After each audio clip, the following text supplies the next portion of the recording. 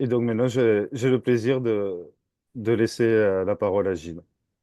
Mais comme vient de le dire Nathalie, tout a été dit finalement. Et on en est presque aux conclusions sur l'avenir de la sécurité sociale en tant que grande idée, en tant qu'idée civilisationnelle. Alors, le propos que je vais tenir, et je vais m'efforcer de tenir dans le temps qui m'est imparti, sinon Guilain me fera les gros yeux, a la modeste ambition de rappeler ce qui a prévalu à la création de la sécurité sociale telle que nous la connaissons aujourd'hui. Et puis, on va essayer de la décrire en tant que projet de société, donc effectivement fondé sur l'égalité, la solidarité, et pour laquelle on a quelques raisons aujourd'hui néanmoins de nous inquiéter, même si on sait que le processus est loin d'être achevé. Je rappellerai l'article premier du Code de la sécurité sociale qui stipule, je ne vais pas le lire in extenso, qui dit quand même que l'organisation de la sécurité sociale est fondée sur le principe de la solidarité nationale. Elle garantit les travailleurs, leurs familles contre le risque de toute nature susceptible de réduire ou de supprimer leur capacité de gain. Elle couvre également les charges de maternité et de famille. Elle assure le service de prestation d'assurance sociale, d'accident du travail, de maladies professionnelles, des allocations vieillesse ainsi que des services de prestations familiales. Fin de citation.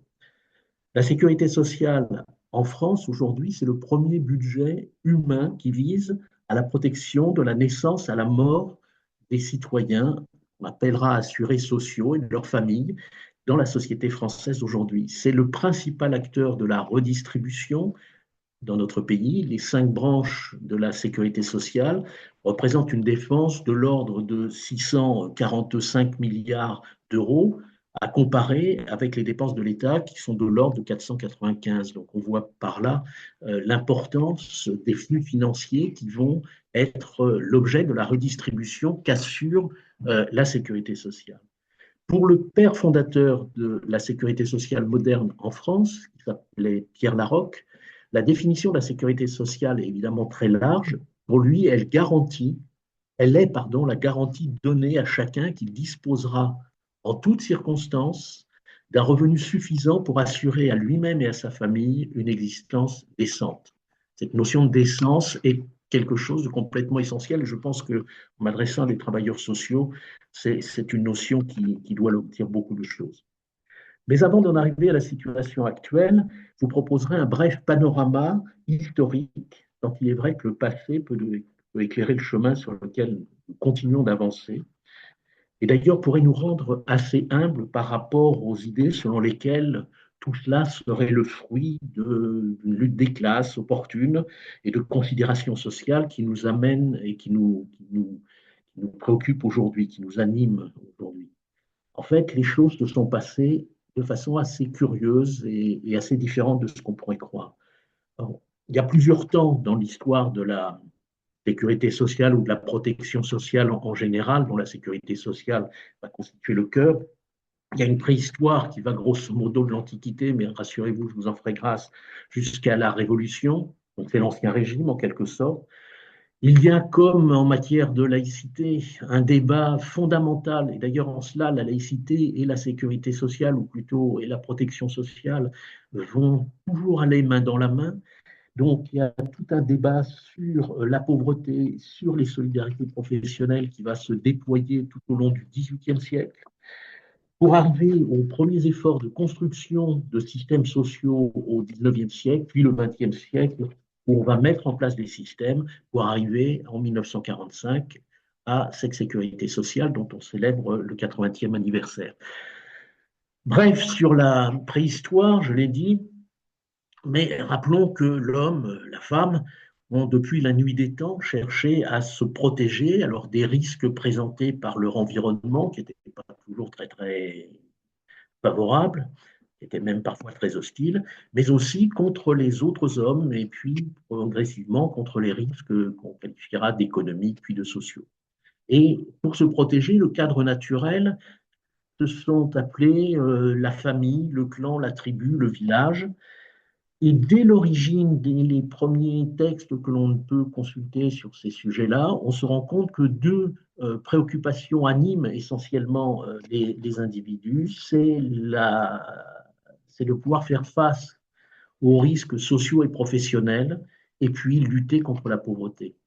n'aurai pas le temps de beaucoup développer là-dessus, mais lors de différentes études que j'ai pu mener, je me suis rendu compte à quel point les débats sur la lutte contre la pauvreté depuis quasiment le Moyen Âge ont une actualité impressionnante, c'est-à-dire qu'on retrouve toujours les mêmes termes, on trouve toujours les mêmes préoccupations dans le cadre de la lutte contre la pauvreté.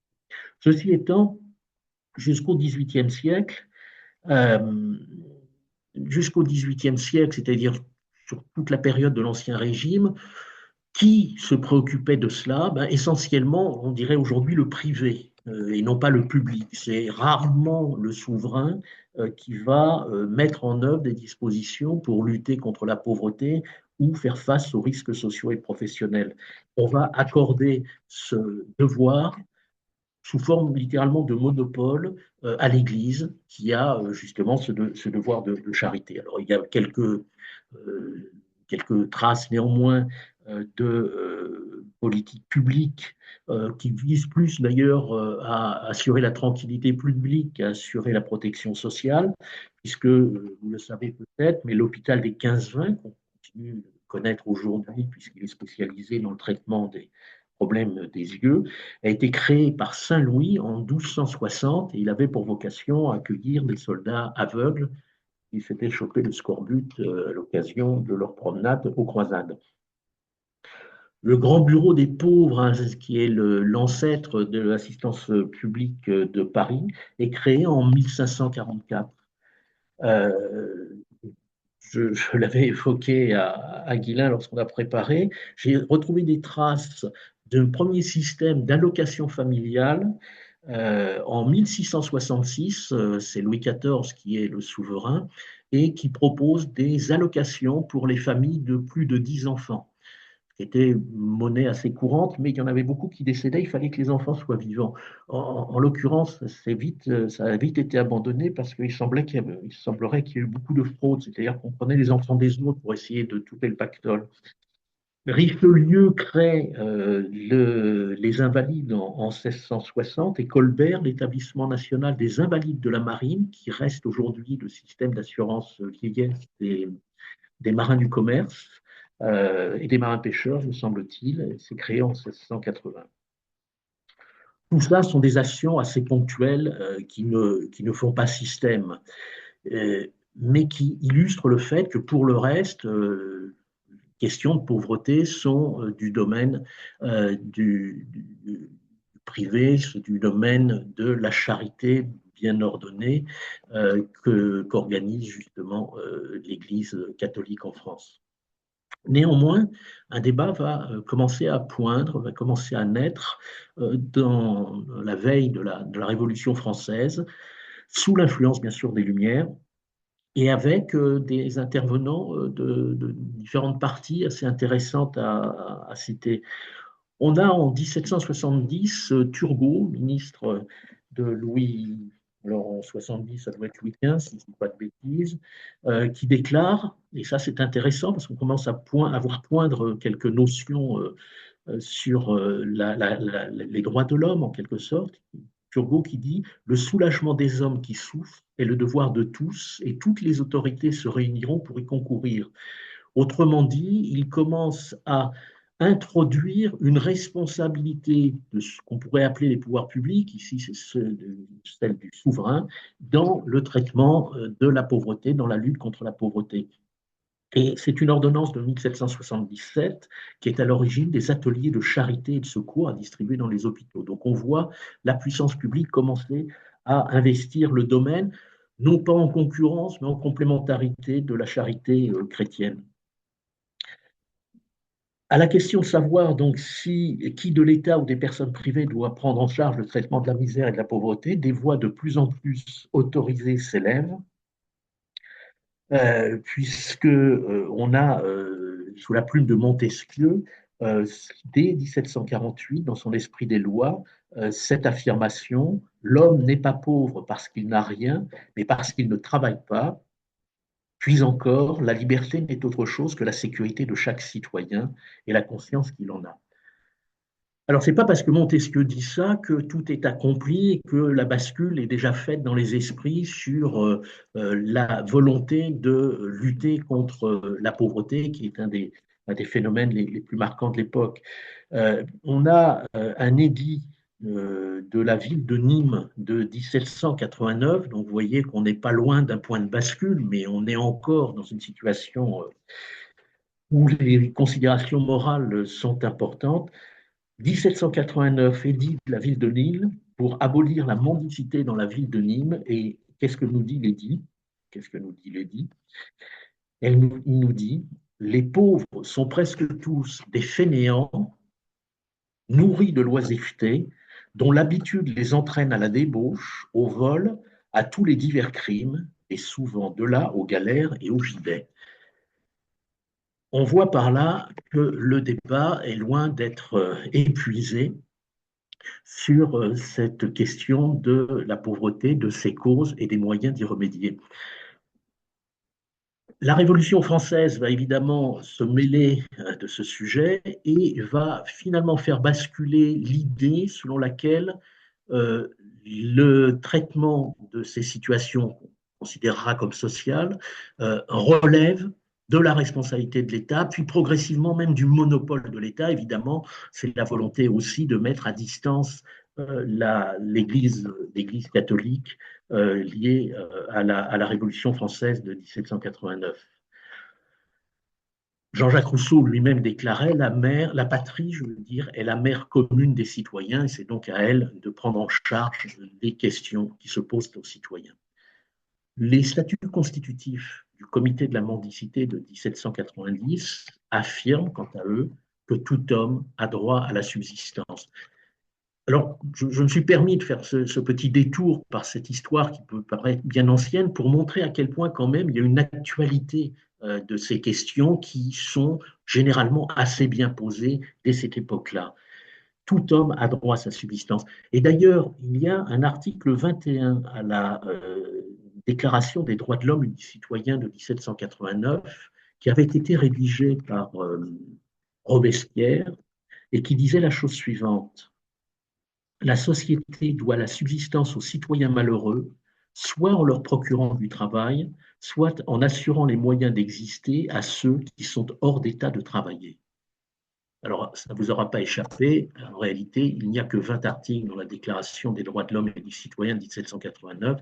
Ce 21e article n'a pas été finalement ajouté pour des raisons simplement économiques. La Révolution avait à faire face à quelques problèmes sérieux et devait consacrer des moyens et n'avait pas les moyens d'honorer en quelque sorte la promesse de ce 21e article.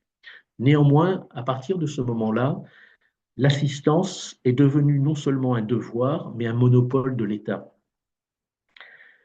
avec quand même quelques petites réserves, puisque c'est aussi une période où on va supprimer, entre autres, les prérogatives des sociétés de secours mutuels et des sociétés corporatives, les célèbres lois le Chapelier et le décret d'Allard qui vont avec. Et de fait, les organisations professionnelles vont être écartées pendant presque un demi-siècle de responsabilités dans le domaine, entre autres, de la prévention, ce qui va petit à petit aussi se développer dans le 19e siècle qui maintenant est naissant.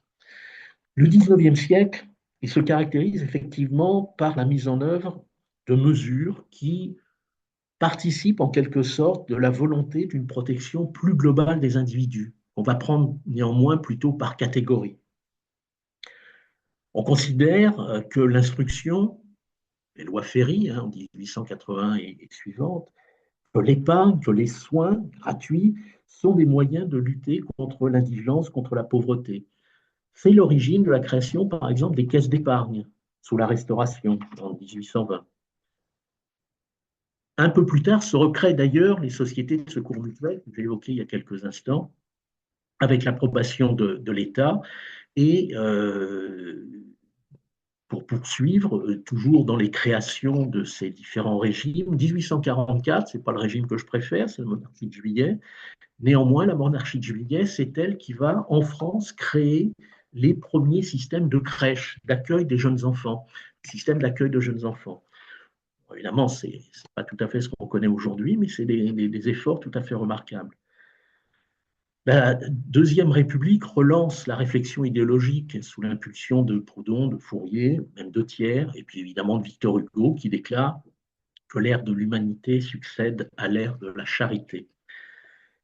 En 1841, en France, on a la première loi sur le travail des enfants qui réglemente ce travail en le limitant, bien évidemment, et qui évidemment prétend aussi s'intéresser à la sauvegarde de l'institution familiale.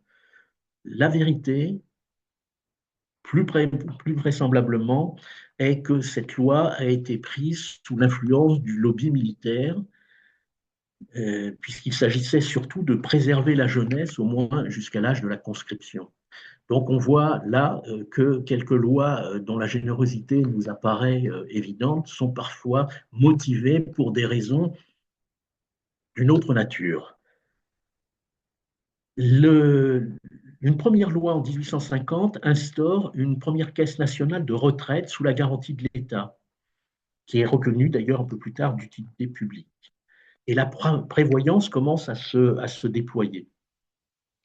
En 1868 sont créées deux caisses d'assurance contre les accidents du travail qui substituent la notion de responsabilité pour risque à celle de responsabilité pour faute. Oui, parce qu'auparavant, il fallait faire la démonstration que l'employeur avait commis une faute pour pouvoir éventuellement bénéficier d'une répartition lorsqu'on avait subi un accident du travail, ce qui était évidemment mission impossible pour le salarié, l'ouvrier, l'employé de l'époque. Donc à partir de 1868, donc on est sur la fin du 19e siècle, on a un certain nombre d'évolutions, y compris du cadre législatif. Et le recours à la technique plus sophistiquée de l'assurance, plutôt qu'à celle de l'assistance, commence à s'imposer. Et particulièrement sous l'influence, on va le voir, de ce qui se passe de l'autre côté du Rhin, de l'autre côté de chez Guillain, en Allemagne, et qui est en fait à l'initiative de la création de systèmes assez élaborés d'assurance sociale pour couvrir le risque de maladie des salariés, d'une part, des accidents du travail et enfin de l'invalidité et de la vieillesse. Ces systèmes d'assurance sociale qui sont élaborés sous le régime du chancelier Bismarck datent de 1883, 84 et 89. Alors, ils ne seront pas sans effet, puisqu'on va le voir, ils vont avoir un écho après 1918 en France, pour les raisons historiques que l'on connaît, puisque sur ces périodes, 83, 84, 89 de 1800, l'Alsace et la Moselle sont dans la sphère germanique et donc vont bénéficier des prestations sociales offertes par Bismarck. Alors, juste pour préciser, Bismarck n'est pas un grand, un généreux donateur, enfin, c'est Bismarck et Bismarck. Et en fait, la préoccupation de Bismarck, c'est l'émergence de mouvements sociaux qui sont relativement forts, inspirés de personnages aussi emblématiques que Engels, que Marx et surtout Rosa Luxembourg. Et la préoccupation de Bismarck, c'est disait-il, en tout cas, on lui prête cette phrase, on pourrait être corrige, mais on lui prête cette phrase, il faut saper l'influence des socialistes. À l'époque, les socialistes ne sont pas roses, hein, ils sont très rouges. Luxembourg est rouge sombre. Et donc, pour saper l'influence des socialistes, il va créer ces systèmes d'assurance sociale qui vont garantir aux ouvriers, c'est essentiellement ça, les salariés de l'époque, qui vont leur garantir un certain nombre de prestations qui devrait, dans l'esprit de Bismarck, les détacher un petit peu de revendications plus révolutionnaires. On arrive au XXe siècle chez nous et on va développer au XXe siècle des systèmes qui maintenant vont s'inspirer de techniques plus élaborées, les techniques d'assurance sociale, entre autres, dont je viens de parler, de Bismarck.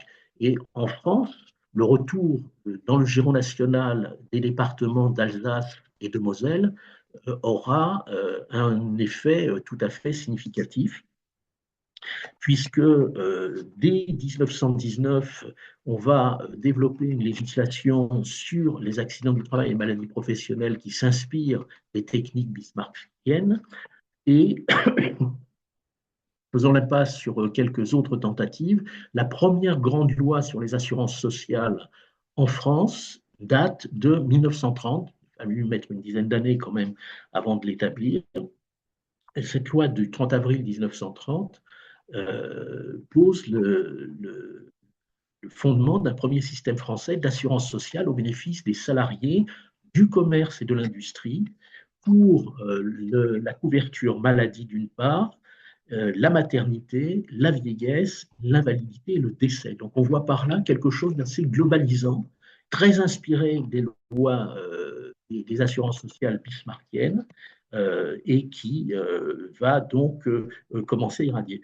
On est en 1930, il y a eu le krach de 29 en Amérique, il mettra un certain temps à nous atteindre. Juste pour la petite histoire, la plupart des assurés sociaux en matière de vieillesse qui bénéficient des dispositions de cette loi de 1930 finiront ruinés, ou plus exactement, pratiquement sans rien, parce que c'est un régime de type capitalisation qui a été mis en place, et les régimes de type capitalisation sont évidemment très sujets aux fluctuations des bourses.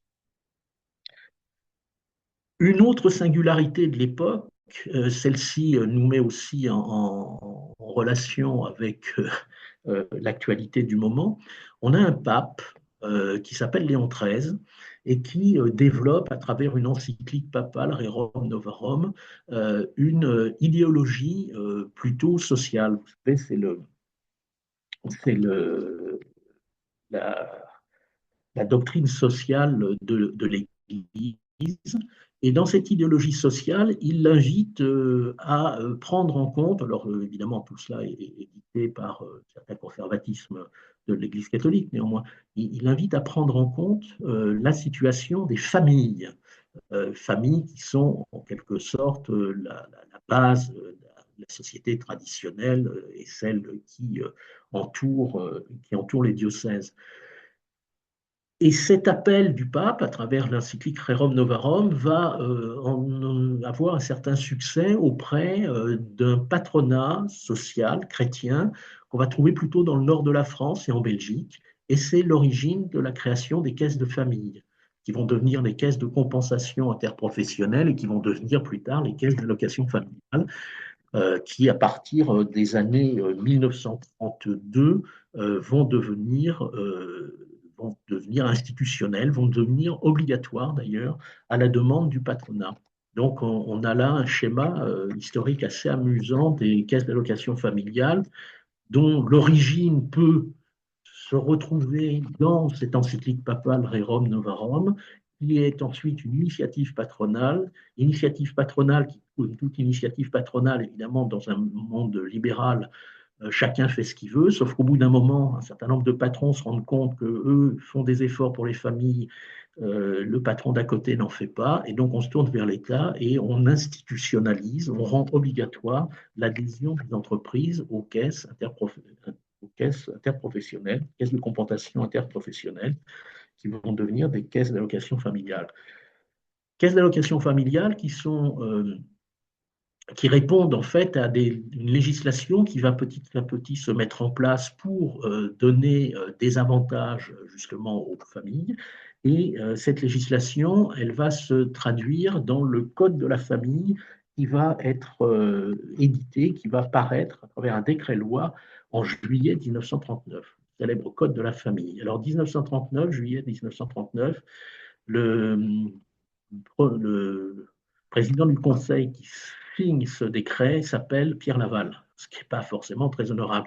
Mais de façon assez curieuse, en fait, il a signé ce décret sur la base d'un texte qui a entièrement été élaboré sous le Front populaire.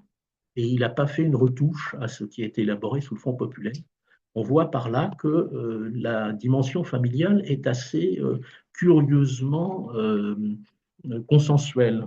On y reviendra peut-être plus. Eh bien, comme je suis arrivé en 39, on va se faire un saut quand même de quelques années, parce que ce qui se passe entre 39 et 45 n'est pas forcément très glorieux pour la sécurité sociale, encore que. Et on va arriver à la création de notre système de sécurité sociale, qui, lui, va s'inspirer, d'une part, on l'a vu, des racines bismarckiennes des assurances sociales, mais d'autre part, d'un autre courant qui est celui de la Charte de l'Atlantique, qui donnera naissance à l'Organisation des Nations Unies, puisque la Charte de l'Atlantique va reprendre à son compte le rapport d'un député conservateur proche de Churchill, de Winston Churchill, qui s'appelle Lord Beveridge. Enfin, à l'époque, il n'est pas encore Lord, je crois, qui s'appelle Beveridge. Et Beveridge va faire une analyse, on est en période de guerre, on est en 42, il va faire l'analyse que, en partie la montée des fascismes, la montée des dictatures est liée à la très grande pauvreté qui a submergé une partie de l'Europe, c'est particulièrement vrai en Allemagne, et que si l'on avait su poser, comme il disait, un plancher sur cette pauvreté, peut-être qu'on aurait échappé à cette tentation folle qui a animé, entre autres, le peuple allemand. Ça doit peut-être nous inspirer pour aujourd'hui aussi, d'ailleurs, quand on voit les tentations extrêmes. Donc, pour éliminer cette pauvreté, pour éliminer l'indigence, il propose la mise en œuvre d'un système qui soit un système universel, où toute la population est couverte, que les prestations ont un caractère globalement alimentaire et donc sont forfaitaires, sans condition de ressources, et que tout cela doit être géré dans le cadre d'un service public, un seul ticket, un seul guichet, disait-il. Et puis, pour convaincre les plus sceptiques de ses camarades, parti conservateur, il explique que la prise en charge de ces questions de maladie, ces questions de retraite, devrait permettre à l'industrie nationale britannique de bénéficier d'une productivité et donc d'une compétitivité accrue. L'influence du rapport Beveridge est considérable. D'abord, c'est l'origine de la création du célèbre NHS, le National Health Service en Angleterre, qui, même s'il a beaucoup faibli ces derniers temps, a eu et a encore un certain mérite, et ça va être une source d'inspiration pour la sécurité sociale française. On en arrive à nos 80 ans, puisque ce contexte de la guerre, de la résistance, de la libération en France, qui a favorisé un brassage social considérable, qui renforce le sentiment de solidarité, qui porte l'espoir et les ambitions d'une société nouvelle, plus juste, plus solidaire, plus belle, pour des jours heureux.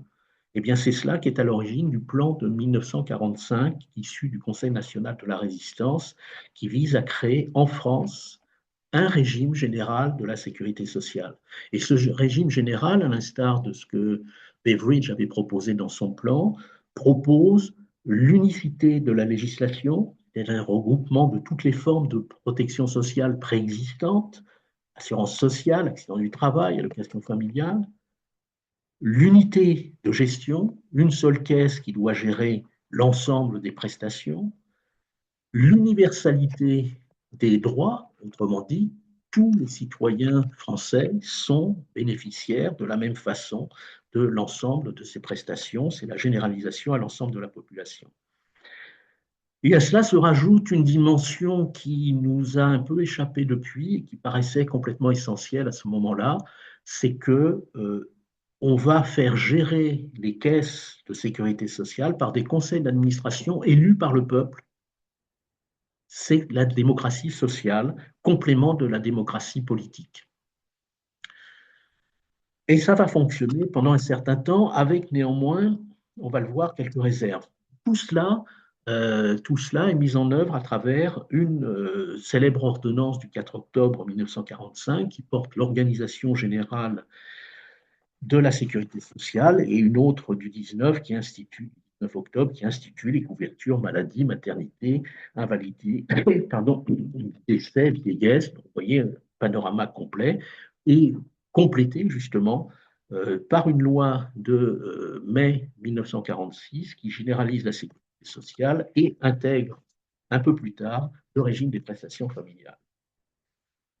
C'est vraiment merveilleux. On est face à une organisation qui n'a que des mérites et que des vertus et qu'il convient désormais de mettre en place avec une autre singularité de l'époque, c'est que, je vous l'ai dit, le père fondateur, c'est Pierre Laroque, c'est un collaborateur du général de Gaulle, je ne l'ai pas dit.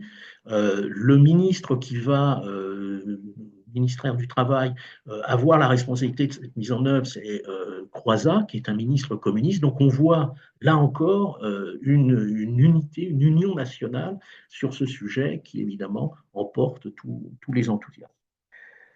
Pour autant, les difficultés de mise en œuvre vont rapidement naître. Elles sont liées à des oppositions catégorielles d'abord. Il faut bien voir ce qu'est la société française en 1945, même s'il y a eu tout ce brassage que j'ai évoqué tout à l'heure, on est quand même dans une société où les catégories socio-professionnelles sont extrêmement diverses et éloignées les unes des autres. Les non-salariés, les salariés à l'époque, c'est des ouvriers hein, essentiellement. Les non-salariés, non agricoles, donc la France est restée presque majoritairement agricole en 1945. Ce sont les commerçants, ce sont les professions libérales, ce sont les indépendants. L'idée de se retrouver dans une même bassine avec justement les ouvriers, ce qu'on appelait les cols bleus, ça les enthousiasme pas. Et donc, ils manifestent le souhait ardent de pouvoir disposer de leur propre organisation avec leur propre mode de gestion. Donc, ce sont des antagonismes catégoriels qui sont à l'origine de divers aménagements, loi en 1947, qui permettent la création de régimes différents pour les non-salariés, non agricoles, commerçants, professions libérales et indépendants, avec des régimes maladie, régimes vieillesse qui leur sont spécifiques. Et puis on a aussi le problème des avantages acquis. Je ne l'ai pas évoqué parce que ça aurait été trop long, et je le suis déjà, mais dans toute la période qui a précédé, on a eu de nombreux corps professionnels, corporations professionnelles qui, sur la base des techniques qui étaient proposées, ont organisé des systèmes qui étaient relativement avantageux. Les ouvriers, les employés des énergies gazières, des activités minières, de la Banque de France, des théâtres nationaux, enfin que sais-je encore, toutes sortes de régimes qu'on va appeler particuliers, qui généralement sont assez bien servis et qui voient dans l'idée de se fondre dans le régime général le risque de perdre un certain nombre de leurs prérogatives, tant sur les contributions qu'ils doivent apporter au système, parce que le principe des assurances sociales, vous le savez, c'est des contributions en fonction de ses moyens et des prestations en fonction de ses besoins. Donc, les contributions d'un certain nombre de ces catégories assez favorisées sont généralement de moindre niveau et les prestations, à l'inverse, sont plutôt généreuses. Et donc, ils n'ont aucun intérêt et ils ne voient aucun avantage à s'assimiler aux autres. Donc, revendication catégorielle pour éviter de rentrer dans le pot commun. Évidemment, on va donner droit à ces revendications. Une catégorie particulière va faire aussi un peu défaut, ou en tout cas se manifester, ce sont les cadres. Je vous l'ai dit tout à l'heure, l'essentiel de ce qu'on appelle les salariés, ce sont des ouvriers, c'est ce qu'on appelle les cols bleus à l'époque. Les cols blancs, les cadres, eux, ben, pareil, l'idée de se retrouver dans le même, avec le même traitement que les ouvriers, ça ne les satisfait guère. Et donc les cadres vont obtenir un certain nombre d'avantages particuliers en contrepartie de leur adhésion au régime général.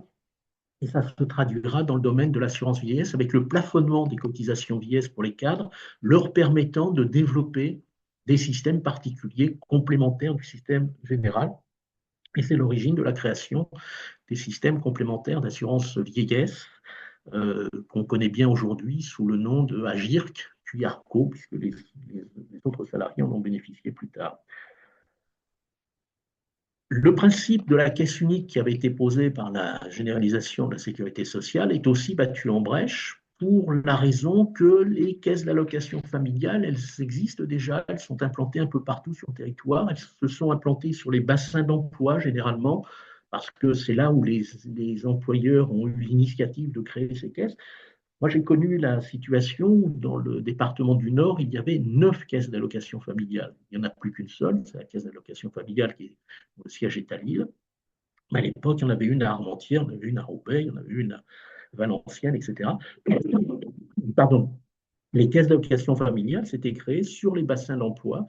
Il y avait une caisse à Cholet, une caisse à Angers, par exemple, dans le Maine-et-Loire, parce qu'il y avait l'activité textile à Cholet, puis le reste des activités à Angers, etc. Et donc, les caisses d'allocation familiale vont obtenir, elles sont très, les caisses d'allocation familiale, elles sont très portées par le patronat, hein. Le rôle du patronat est important. Et donc, elles vont obtenir le maintien de leur situation spécifique tant que caisse au service des familles, à côté des caisses de sécurité sociale. Et c'est d'ailleurs l'origine du nom des URSAF, puisque les URSAF ont été créés dans la foulée de cette organisation du régime général comme caisse de recouvrement des cotisations, caisse de récupération des sous en quelque sorte. Et le nom URSAF veut bien dire ce qu'il veut dire, puisque les URSAF ont eu la responsabilité de récupérer, c'est l'Union pour le recouvrement. Alors on ne dit pas des cotisations, sinon ça serait imprononçable, l'acronyme. C'est pour le recouvrement des cotisations de sécurité sociale. Donc la sécurité sociale, dans le sens commun, c'était plutôt l'assurance maladie, l'assurance vieillesse, et des allocations familiales, le AF, des allocations familiales, l'union de recouvrement des cotisations de sécurité sociale et d'allocations familiales qui restent indépendantes à ce moment-là. Une petite remarque, au moment de la création de la sécurité sociale, régime général 1945 et les années qui suivent, qui vont constituer le panorama de notre sécurité sociale d'aujourd'hui, rien sur le chômage. Le chômage n'est pas traité comme branche de la sécurité sociale. Je fais la remarque parce que justement à l'international, au niveau européen, au niveau de l'Association internationale de sécurité sociale, dans laquelle j'ai pas mal œuvré, la branche d'indemnisation du chômage est généralement considérée comme une des branches de la sécurité sociale.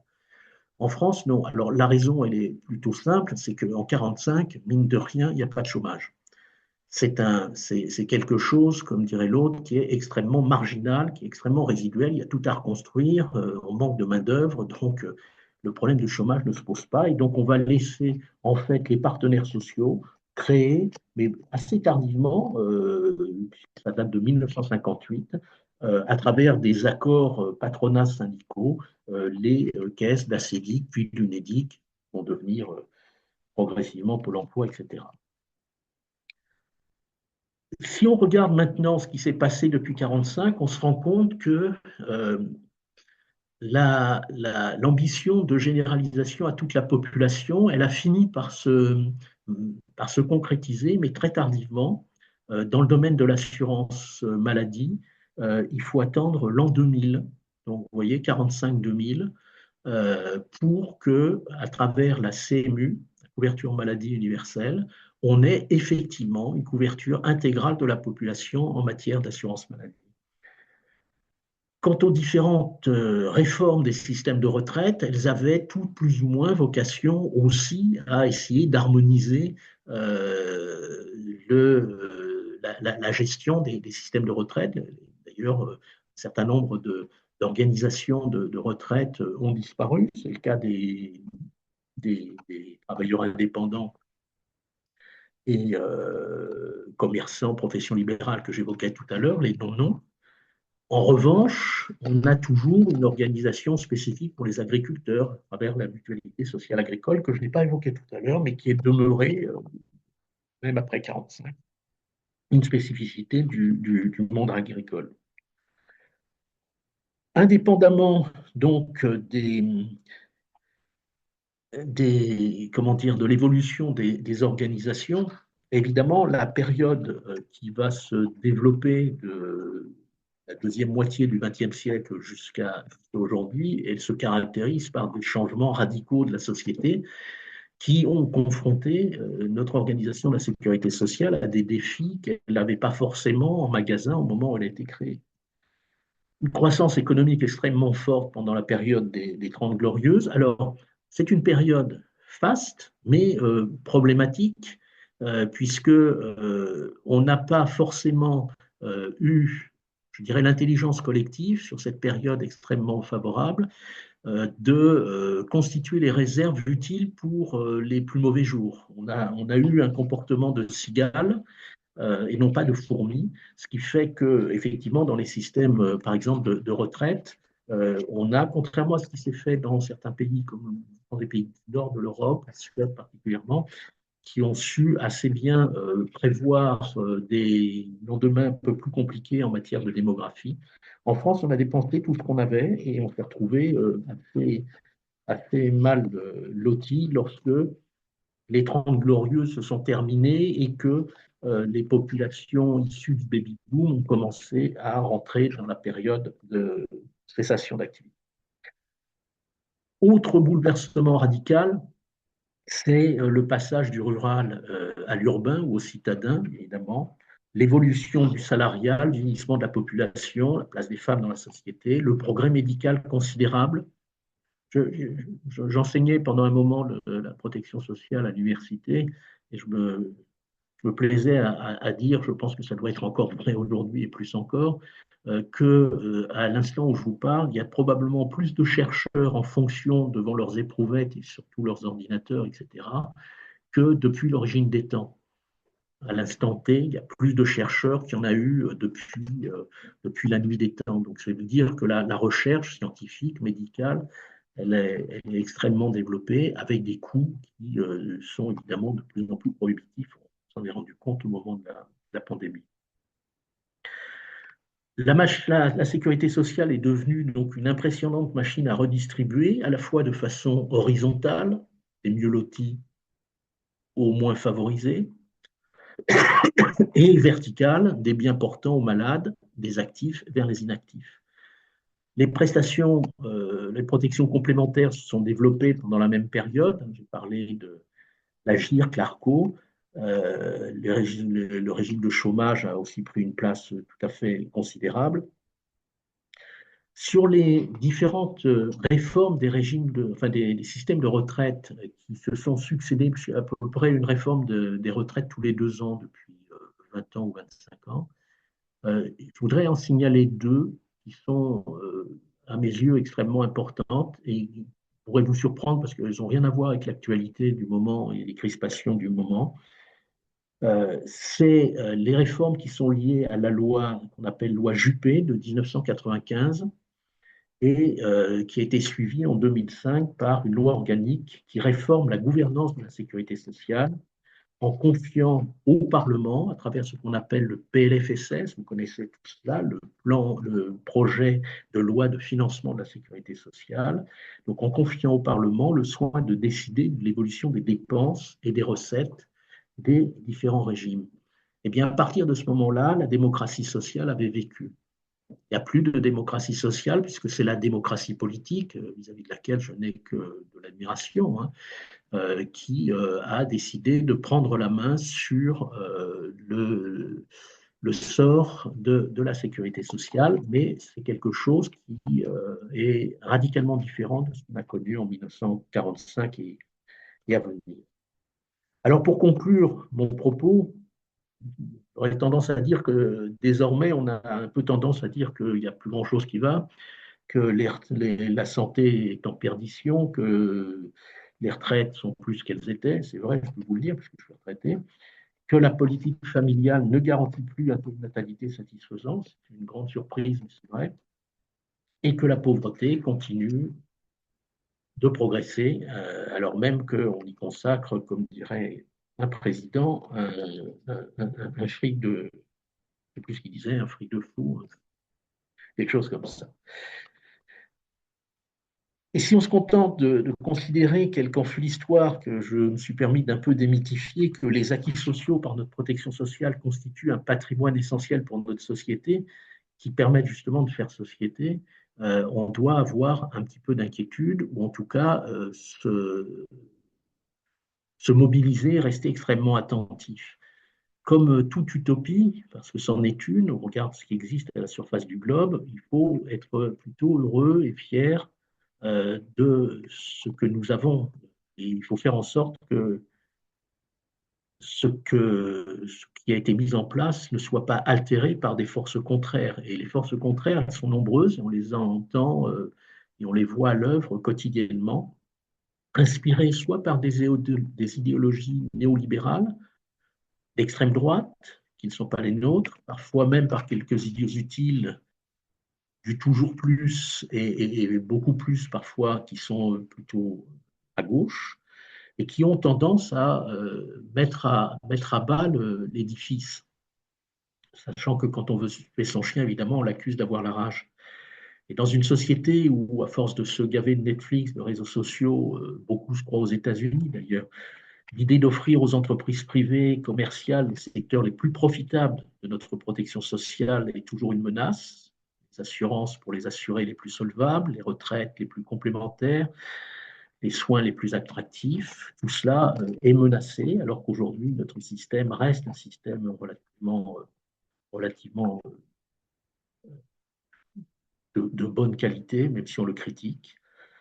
Dans une société où beaucoup confondent la liberté individuelle avec le chacun pour soi, où l'influence des publicités commerciales est telle que l'on croit pouvoir avoir le droit partout de venir comme vous êtes, où l'on confond le devoir des citoyens, le droit des usagers avec l'exigence des consommateurs, le respect des services publics, dont les services sociaux et sanitaires, se perd dans une large part de la population. Alors, dans une telle société, les fondements de la solidarité sont menacés, puisque d'un autre côté, on a aussi quelques tenants de la préférence nationale, du rejet de l'autre, qui sont autant de risques mortels pour l'égalité et l'universalité des droits qui étaient la solidarité sociale nationale. Donc, il est indispensable de faire progresser encore pour mieux correspondre aux nouveaux défis apparus, parce qu'il faut pouvoir s'adapter. La pauvreté a changé en partie de support. Aujourd'hui, les jeunes sont plus affectés par la pauvreté que les personnes les plus âgées, ou en tout cas qu'un certain nombre de personnes plus âgées. En tout cas, le phénomène de pauvreté chez les jeunes, c'est, je l'imagine, vous le savez mieux que moi, quelque chose de radicalement différent de ce qu'on a pu connaître dans les générations précédentes. Les travailleurs de plateforme ont remis au goût du jour le travail à la tâche, qui était courant sous l'Ancien Régime, qu'on croyait avoir vu disparaître. Travailleurs de plateforme qui ne bénéficient pas de couverture sociale. Le télétravail bouleverse aussi la structure traditionnelle de l'emploi. De nouvelles pandémies sont apparues et en promettent de plus radicales encore. Les traitements médicaux sont de plus en plus sophistiqués, de plus en plus chers. Les modes de production pour les produire sont confisqués entre un nombre très limité d'entreprises de très haute technologie. Et donc, il faut être capable de pouvoir s'adapter à tout ça. Je n'ai pas la réponse à cela. J'ai dit simplement qu'on ne peut pas rester dans un statu quo. Il faut effectivement faire face à ça. Faire face à ça dans une contrainte économique réelle. Aujourd'hui, la France consacre 33,3%, grosso modo, de son produit intérieur brut à sa protection sociale. C'est pratiquement plus que tout le monde. Euh, le, les pays les plus proches de nous, l'Italie, l'Espagne, l'Allemagne, sont aux alentours de 31-32%. C'est dire qu'on n'a peut-être pas touché des limites, mais en tout cas, on ne doit pas en être très très loin. Je ne vous donnerai pas le montant des prestations sociales versées par habitant en France par rapport à d'autres pays européens. Ça n'a pas forcément beaucoup de sens parce que tous n'ont pas le même niveau de vie, mais elles sont extrêmement élevées en France. Alors, qu'est-ce qu'on pourrait faire? À mon avis, on pourrait surtout faire mieux. J'ai commis il y a quelque temps, je n'ai pas le temps de vous en parler trop longuement, un papier dans une revue canadienne, enfin dans un ouvrage collectif canadien qui s'appelle Comment bien gouverner aujourd'hui. Et je partais d'un constat au moment du démarrage de la Covid. On a, ça dira quelque chose à Guilain puisqu'il est sur les marges, comme dirait l'autre, on a confié des patients de l'Est de la France, d'Alsace, de Lorraine, à des hôpitaux allemands parce que nos hôpitaux étaient dans l'incapacité de faire face. Les hôpitaux allemands, au début de la pandémie en tout cas, étaient plus disponibles. Du coup, je me suis intéressé, en disant, mais pourquoi les hôpitaux allemands y arrivent alors qu'on n'y arrive pas, sachant que le coût de l'hôpital en Allemagne, alors la structure n'est pas forcément la même, ils sont plus ou moins au niveau des Länder, ils sont partagés en public et le privé, etc. Mais enfin bref, il y avait beaucoup de similitudes. Et le coût global de l'hospitalisation, enfin de l'hôpital en Allemagne est le même qu'en France. Simplement, les hôpitaux allemands ont à structure équivalente à peu près entre 10 et 20 de personnel soignant supplémentaire que les hôpitaux français. Et ça m'a rappelé ce que j'avais vécu moi dans les caisses d'allocation familiale, à savoir que c'est pour ça que je citais les réformes Juppé de 95 et 2005. 3 minutes pour terminer.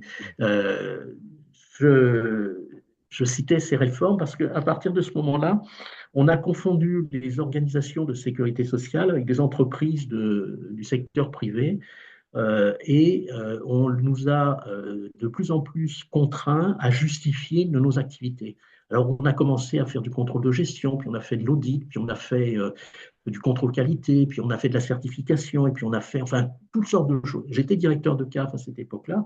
Je trouvais ça génial parce que vraiment, j'étais un vrai chef d'entreprise. Hein. J'avais tout ce qu'il fallait.